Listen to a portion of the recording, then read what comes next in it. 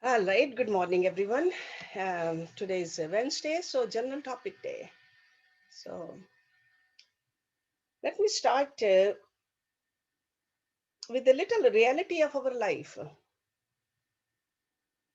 And I'm sure you'll all agree with me when I say that we are living in a world of comforts and conveniences. Almost everything imaginable is at our disposal. Okay, whether we look at the planes or the trains or the buses or the private yachts and the cars, climate controlled dwellings of all kinds of descriptions, clothes for every season, food for every taste and fancy, electronic devices in a variety of shapes and sizes for our entertainment. And we have a wide range of electronic gadgets also to make our household chores simple. We all have that. Yet, peace and happiness escapes us. Despite our mastery of the external world, we are run by fear.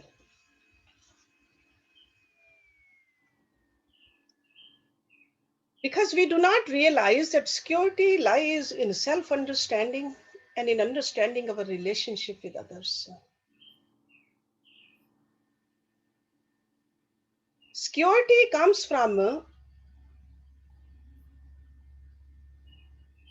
removing our inner enemy. Happiness comes from removing from inner enemy, which is called fear. So that's why today's topic is fear. Let's look at it. Because our fears keep us locked in our head. And ultimately, fear limits our potential. We cannot be happy when our potential is limited. We cannot be peaceful when our potential is limited. I have a group of six basic fears. You can add, subtract, whatever you want to do it, but these six are very basic fears. Number one, fear of poverty. So that means fear related to our material wealth. Fear of criticism. Fear of health. That means ill health. Fear of loss of love or not finding love. Fear of old age. And fear of death. Our death and death of our people whom we love. And there are some symptoms of having these fears because a person can say, I'm not afraid. But if the symptoms are there, then disease of this fear is present in the mind. What are these symptoms? Indifference, indecision, doubt, worry, over caution, procrastination, not fully loving. Fully means unconditionally loving, the way we should love yourself or others. seeking constant approval, low motivation, depression.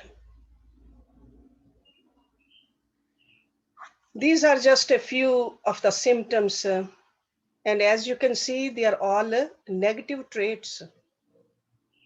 And these negative traits, they prevent us from our potential and being happy and being peaceful. Now you will say that everybody has these fears to a certain extent. People even say we will be human if we don't have the fear.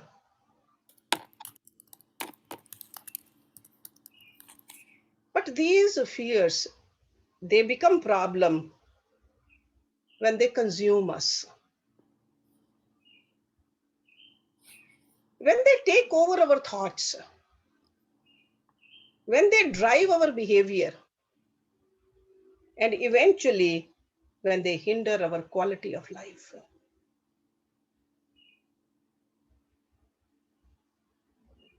Let's take a closer look.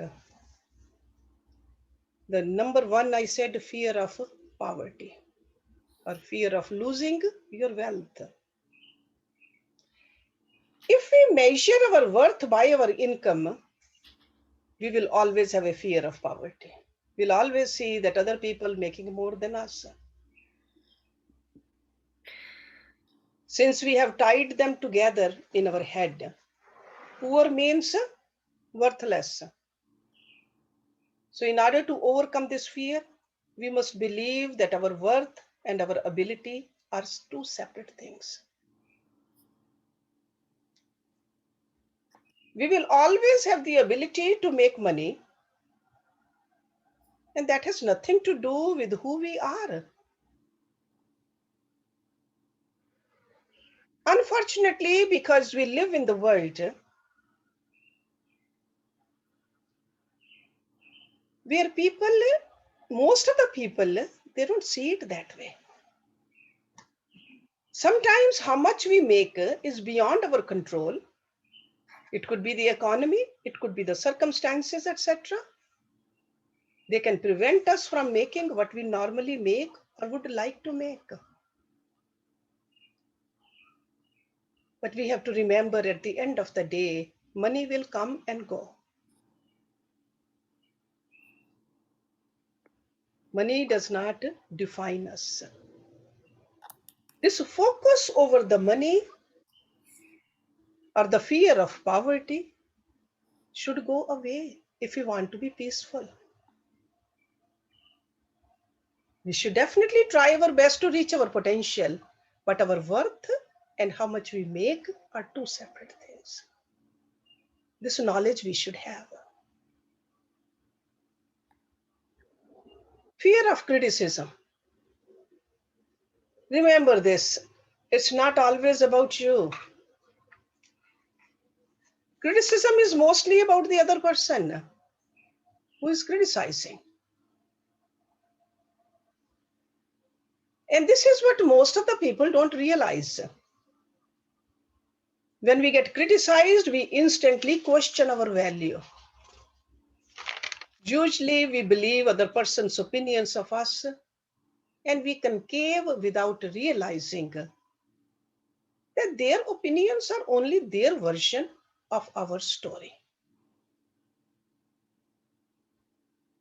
And since their story is not perfect, they are only seeing things through their own lens. But when we fear that what others think of us, we seek their validation. And we keep on burying our truth and again limit our potential. So it doesn't let us grow. Criticism. There is a fear of ill health, I mentioned. We all know that nothing puts things into perspective faster than when someone you love becomes ill.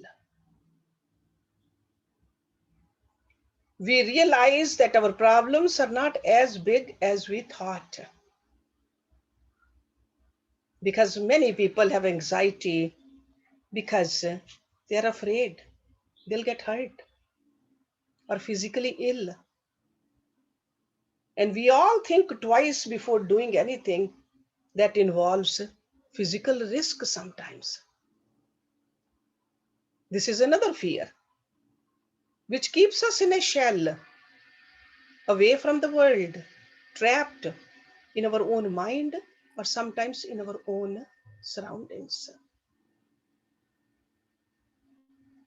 A reputable physician estimated that 75% of all people who visit physicians for professional service are suffering from hypochondria,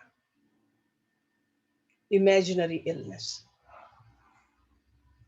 It has been shown convincingly that the fear of disease, even where there is not the slightest cause for fear, often produces the physical symptoms of the disease feared.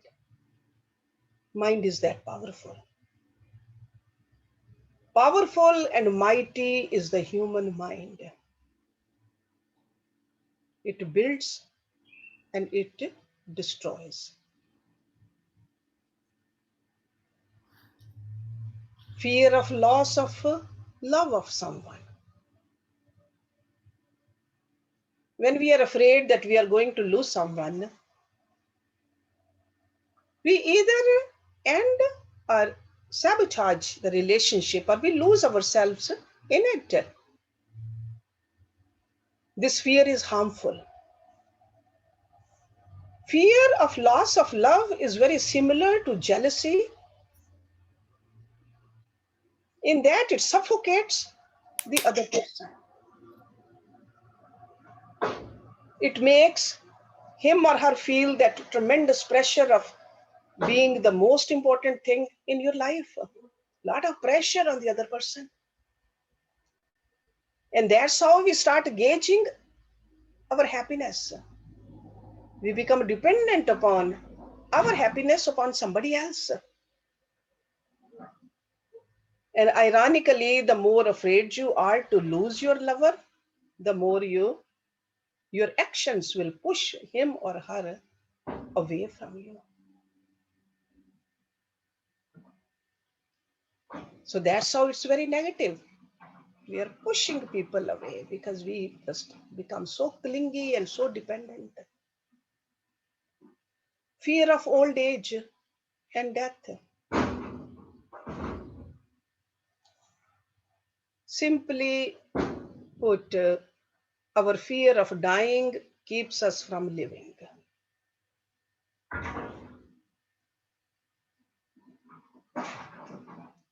Some people say that we live once.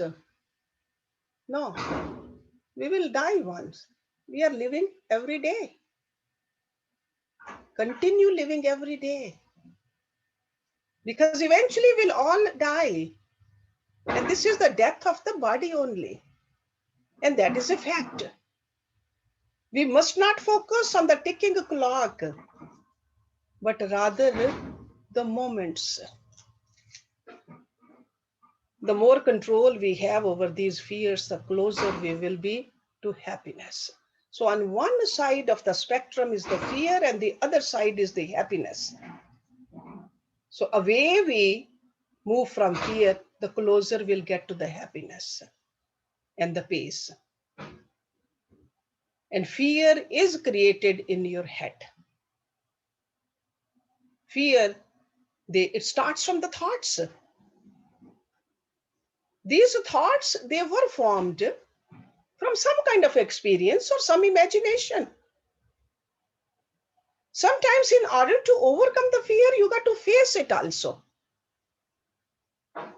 Because we have nothing to fear but fear itself.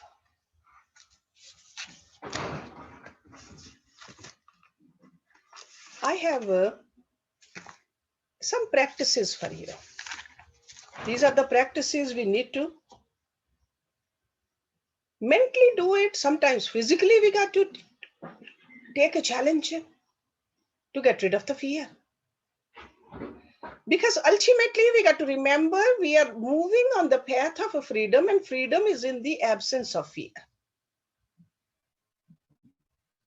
Okay. See, ultimate goal is ultimate freedom. But some freedom, some level of freedom we need in this life also, while in this body too. So freedom is in the absence of fear. And fear is about the possible absence of something which you possess as your own. Because all those 6 things which I mentioned, that means you own it and you think it can be taken away from you. Because we hold those things very dearly, whether it's a health or whether it's a wealth or whether it's a prestige. Because when somebody criticizes us, we think that they don't respect us. Escaping from fear is not freedom. We got to learn how to dissolve fear. Because if we try to escape from it, it will take a hold on us sooner or later.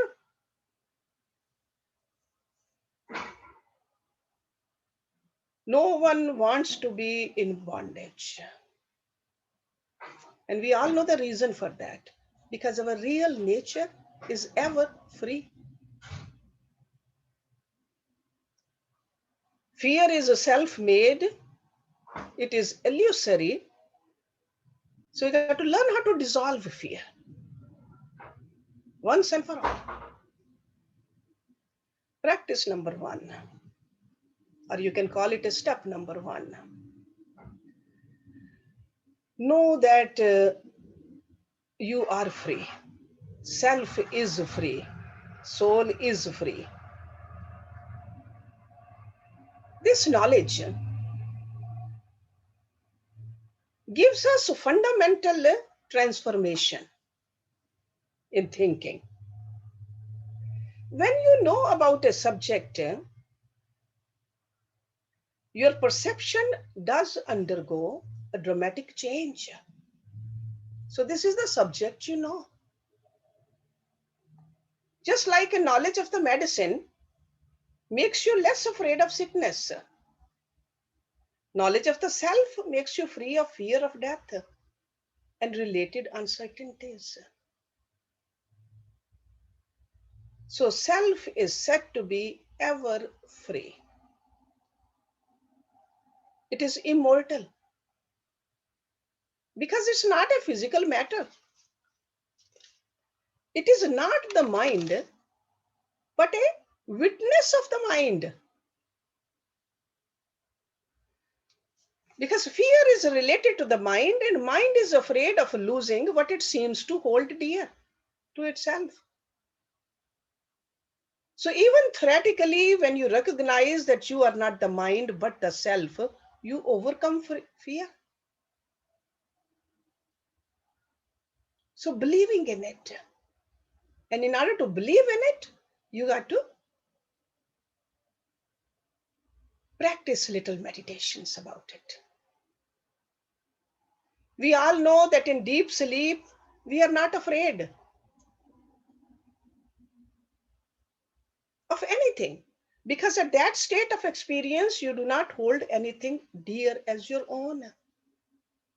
In deep sleep, every day we go through the deep sleep cycle. We transcend the body, we transcend the mind. We transcend the intellect. There is no fear. In fact, we gladly go into that dream, deep sleep state. We are looking forward to being there. So mind is said to be absence in deep sleep. So this absence of mind is known to all of us. And what is present at that time? There's a presence of the self. The soul or the self or the Atma, whatever we want to call it, I, is not gone anywhere. It's present at that time. This is an everyday event in all our lives. Dissolving fear is by dissolving the possessor, the mind, not the possessions. So this is a step number one. Think about it, write about it, until it becomes your reality, not just the words alone.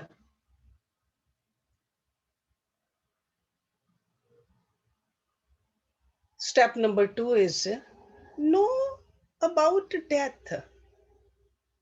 Knowledge about death is needed. This is something which will definitely happen to our body.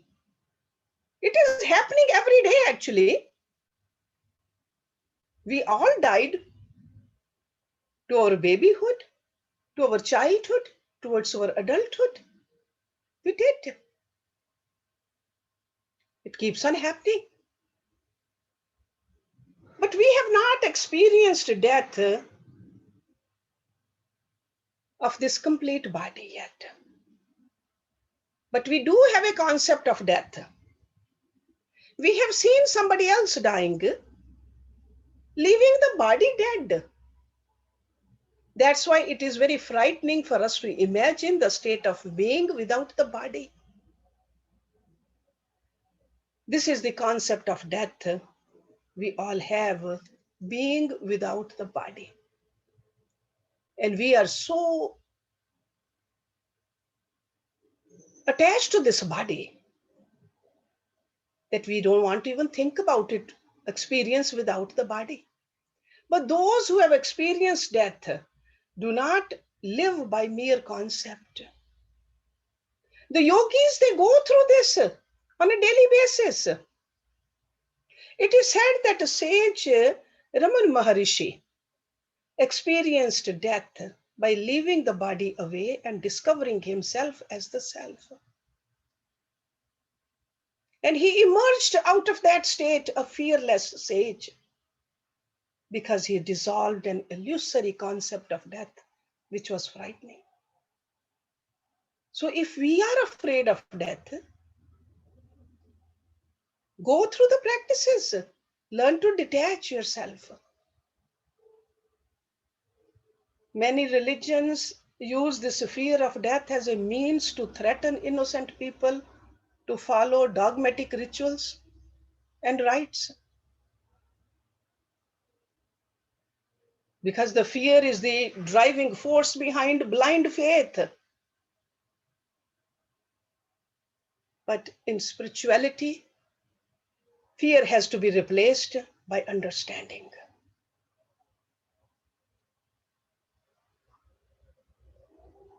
All your actions in the world should be influenced by understanding.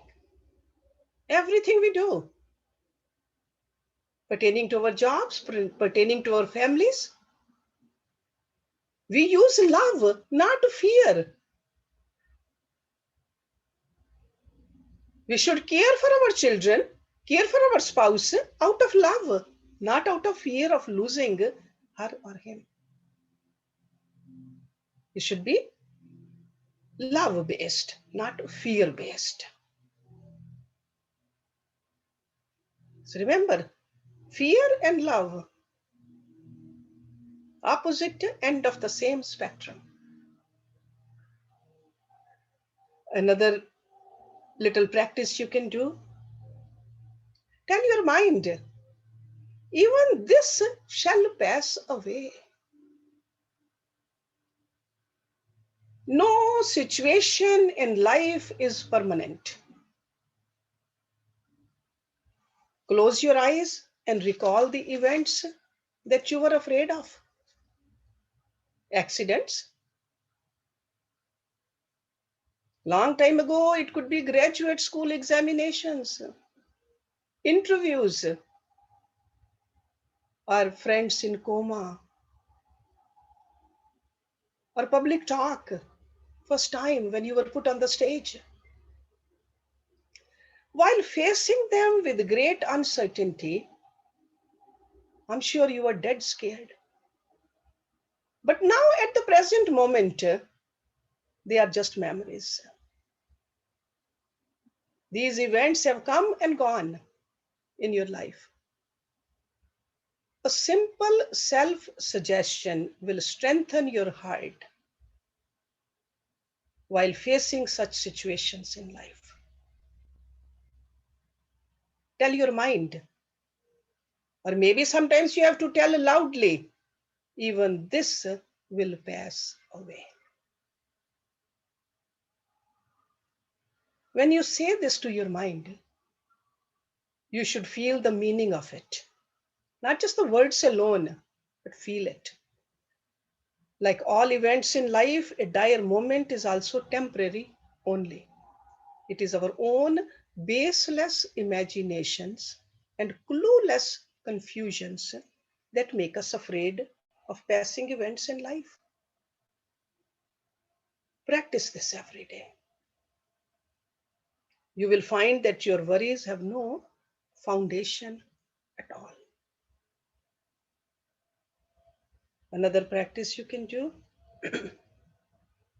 do not seek security in transitory things. Those things which were absent yesterday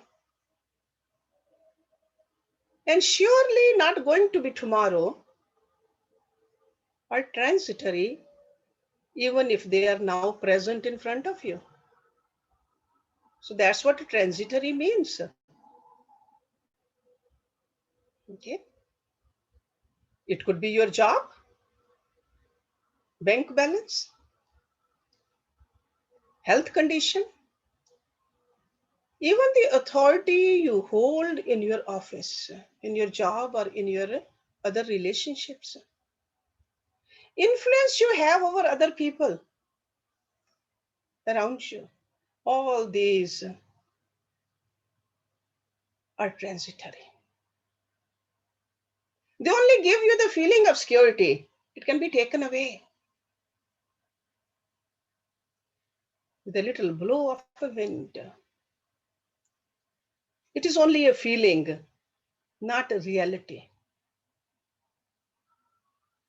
You feel secure in the middle of familiar people, the people we roam around with. We feel very comfortable, and not with the strangers. Why? In a new job, a person feels insecure. Why? Stock market goes down. People feel insecure. Why? In spite of knowing that these are transitory, people seek security in them. Why? Got to question ourselves. And the reason is very simple. We desire to stay on forever. Even though we know, part of us knows very well it's transitory. And why do we have a desire to be forever? That desire is not wrong, because we know we will stay forever. So fundamental is not wrong. Only thing is that we think that transitory things will stay forever. The minute we know what will stay forever, fear is gone. There's no fear at all. It evaporates. So your desire to stay on forever, and you keep on seeking security in something which cannot stay, by definition, cannot stay forever. Our youth did not, babyhood did not, and our old age will not either. It cannot. You should remember that it is certain that everything is uncertain in this physical world, manifested world. So that's why seek security in that which is immortal, which is a self, that spirit of yours, which stays on. Galaxies can change, planets can change, eons can change, but this self is immortal. Seek security in that and that alone. That is the practice we need to do. But in order to seek security in the self, we got to know what the self is.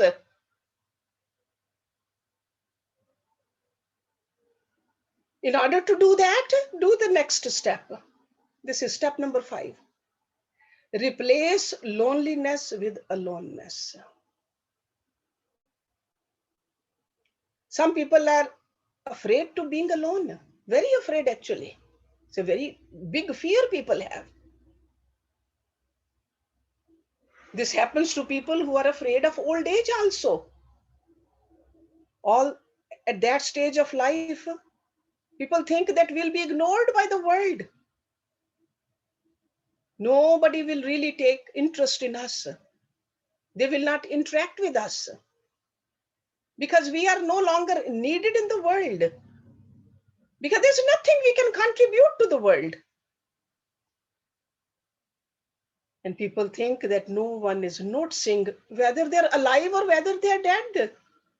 And this is a big fear in people's mind. Some people think they're afraid of dying alone also. Before you reach this stage, or before we all reach to this stage, start enjoying your own company. Wherever you go, whether you're in the middle of a group of people or family members or the strangers, enjoy your own company.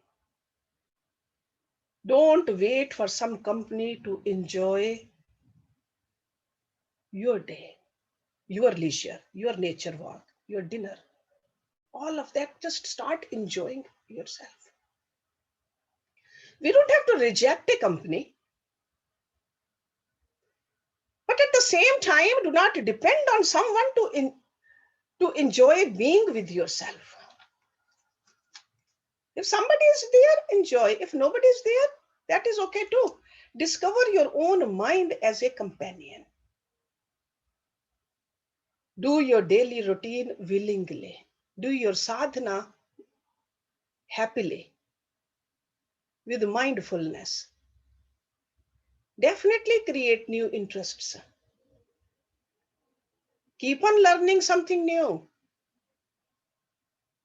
And that's how you can replace loneliness with aloneness. And it is possible. Try it. Try it. And at the end, I would like to remind you of that chapter in Bhagavad Gita. Chapter number 16th. I'm sure most of you know the title of that chapter. Dev Asur Sampad Vibhag Yoga. In that chapter, right in the beginning, the very first verse, first word of the first verse, Lord Krishna said, fearlessness. And we are here, if a person says, no, we are as human beings, fear is part of us. We are not here just to be a mere human. We are here to raise our consciousness up. That's why Lord Krishna just wrote all those qualities of the Devatas. Move away from the asuric qualities, cultivate the Devic qualities. And the very first Devic quality is fearlessness. Abhyam Satv Sab Shuddhi Gyan Yog Vivastati Danam Damacha Yagya Cha Swadhyay Tapa Arjun. So fearlessness. Fear is generated in a person only when there is a cloud of ignorance on the mind. Remember that. With the help of the knowledge, we are supposed to remove that cloud. And this is what the main reason of today's talk was, that knowledge should remove that cloud. Fear is an expression of ignorance, avidya. When somebody says, no, I am afraid, they are showing us, telling us loudly that they are ignorant. Where there's a knowledge, there is fearlessness. Wherever there is a love for God, there is a fearlessness. My own Guruji's words, Bhagat darta nahi hai. See, dar means fear. Bhagat means a devotee. So if you call yourself a devotee, you are not afraid. Because a Bhagat knows God is with me all the time. There's no time God is not with me. My mind is the one which is really creating a big wall between me and my God. But with this knowledge, I'm going to bring that wall down. God is with me. And by definition, the self doesn't die. And if we are afraid that our loved one, they will die, they are also self.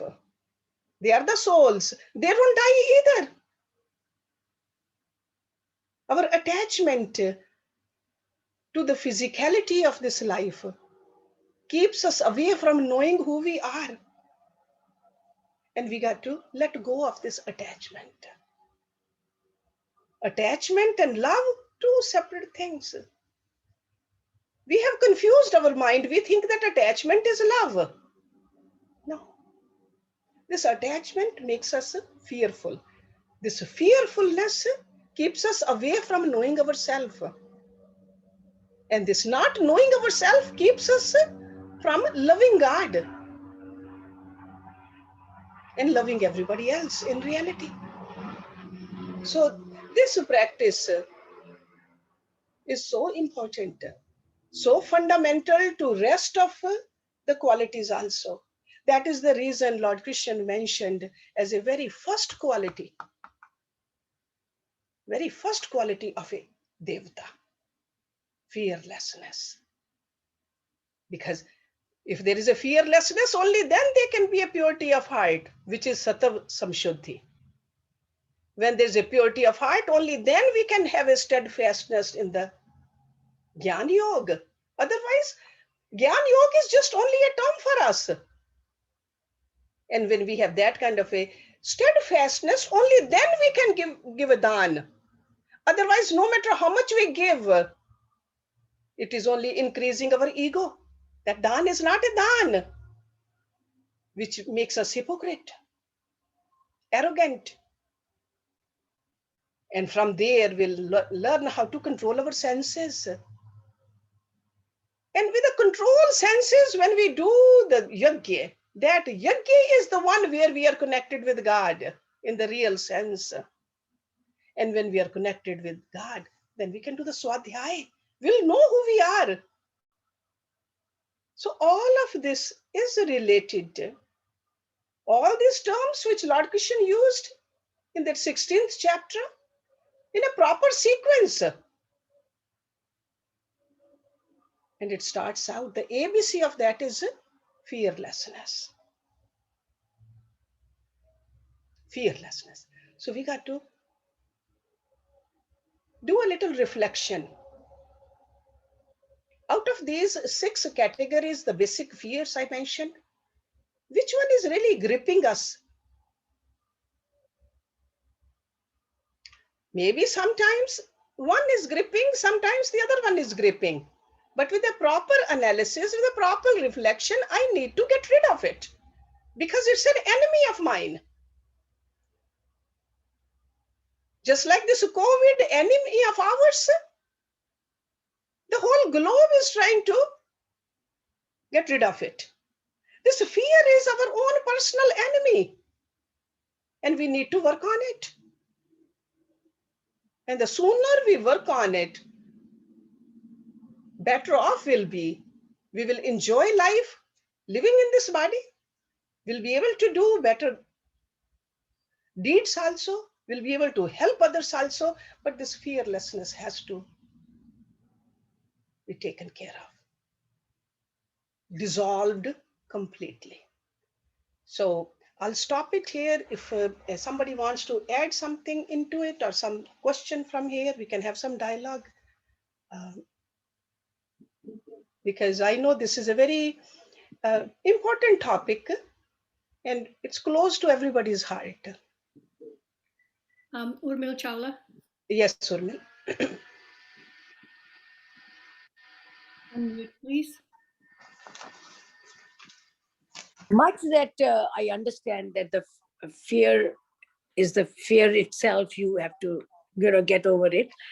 But when you mentioned the first six basic fears, I was surprised that ever since we have retired, I'm not worried about the wealth part or the criticism, because I conquered that long time ago, because I lived with criticism and I ignored it.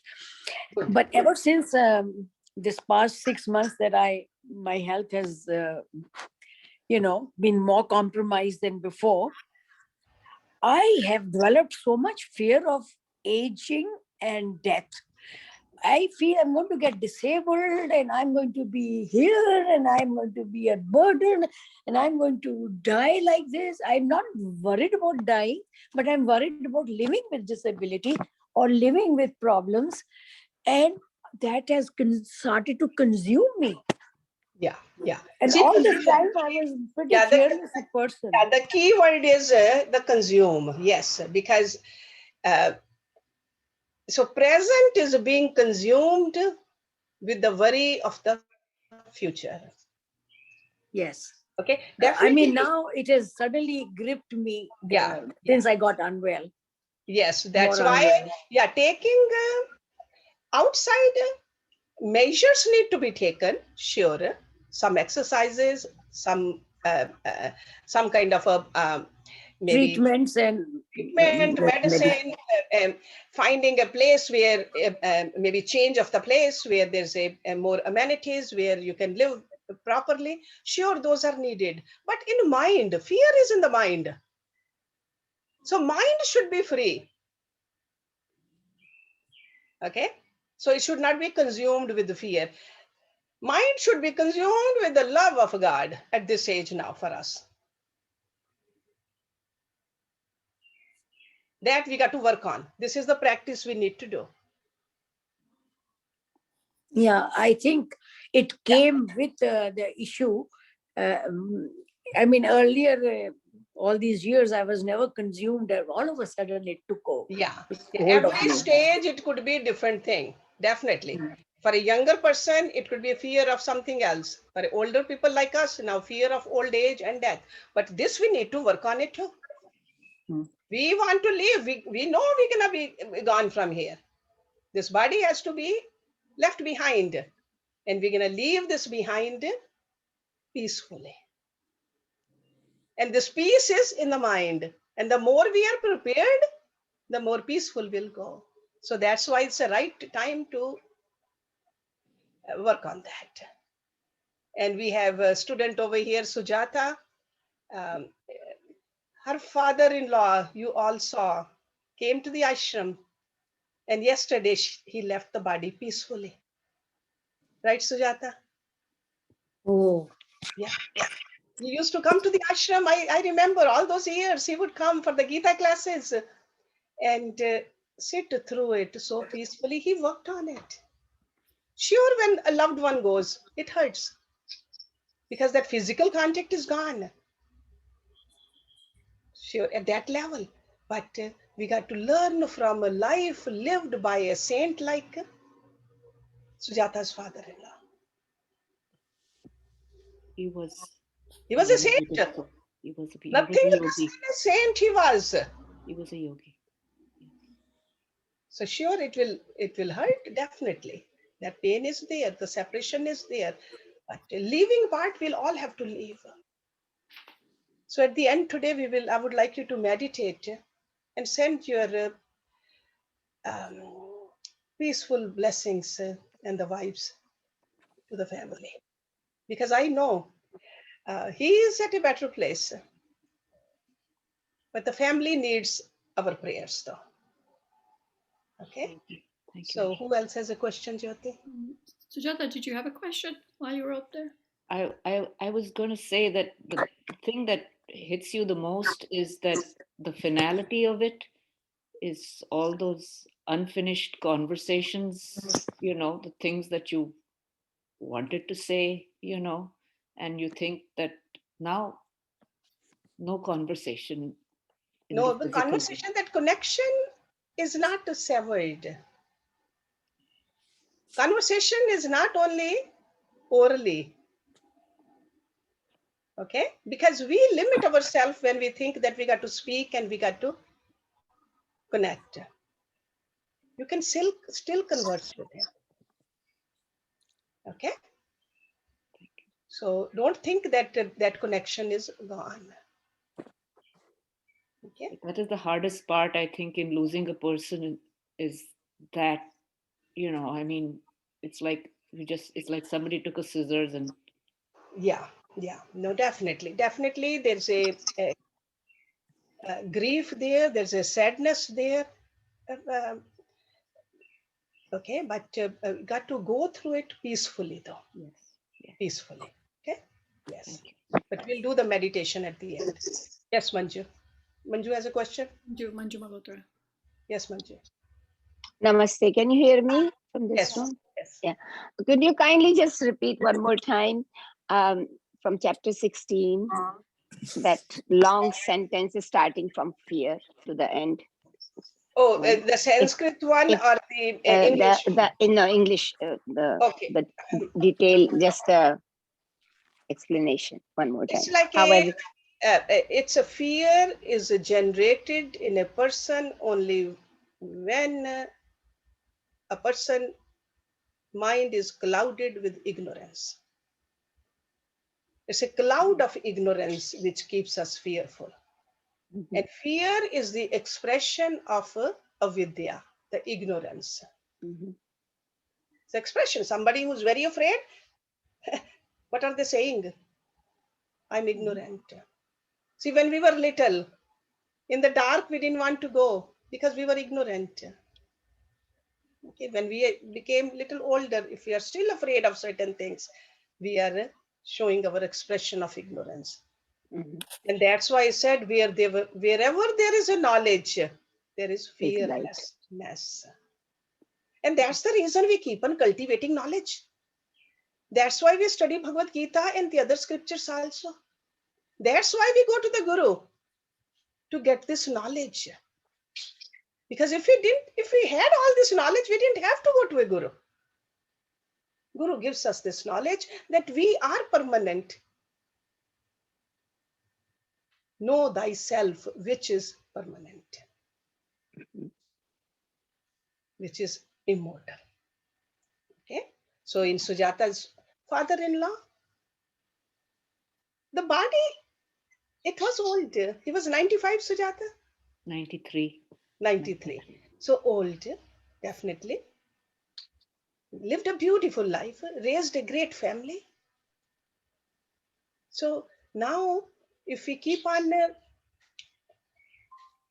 worrying about it, I mean, then, or if we are have a negative thoughts in our mind, then we are affecting the mind of him wherever he is. No negative thoughts. Yeah, no negative thoughts. Just be thankful what he did for you guys. I mean, he spread, I mean, he lived with you for so many years. I remember, I mean, he'll come and such a creative person. Yeah. From the little twigs outside, from the dry leaves outside, he'll pick it up and he'll create beautiful art pieces. Yeah. He kept himself busy. I mean, yesterday when Sujata called me, I just, all I could think of, what a fortune we have to have known a person like him.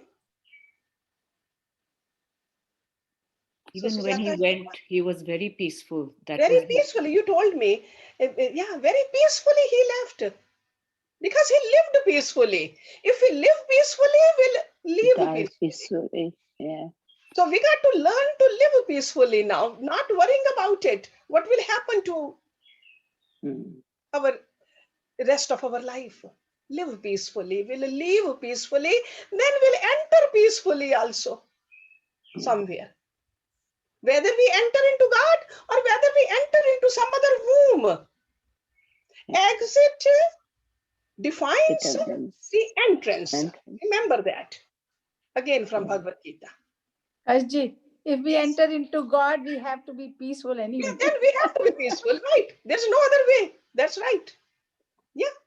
By definition, we got to be peaceful. Nothing but peace. Right? So we got to just, and if there's a fear, there's no peace. If there's a 50% fear, then only 50% fear, peace. So we got to have 100% fearlessness, 100% peace. Hershey, Pramila has a question. Yes, Pramila. Yes, Hershey, you said let go of attachment, and attachment is not love. Yes. And then what do you say what love is then? Give me the difference. Love is detachment. love really means, see, attachment is with the worldly things. Attachment is possessiveness. Attachment is ownership. Okay. Love is freedom. See, that's why God has given us this freedom. Because sometimes people say, why did he give us the freedom? He gave us the freedom to act or not to act because he loves us. Love is fearlessness. Yeah. Okay. So, no, Pramila, we'll talk about that topic also maybe one day. It looks like more explanation is needed, but we'll do that. Okay.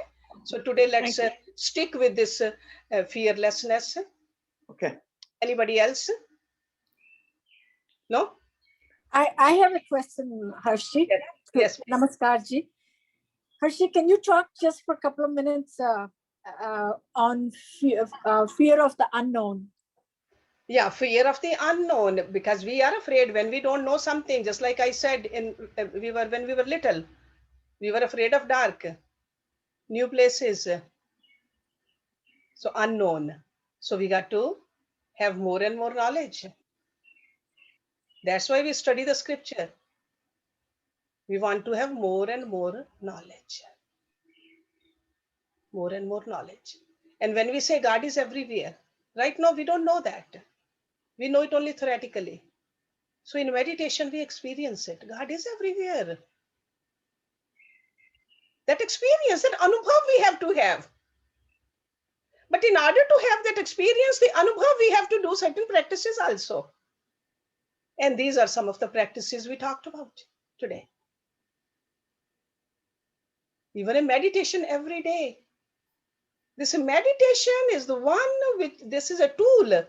Meditation is not the goal. Meditation is just a tool, just a little exercise to know the unknown. That's why we practice meditation every Thursday after the class. Tomorrow, I'm going to give you 9 important tips about meditation. If you come to the class, because meditation we need to do every single day. Okay, so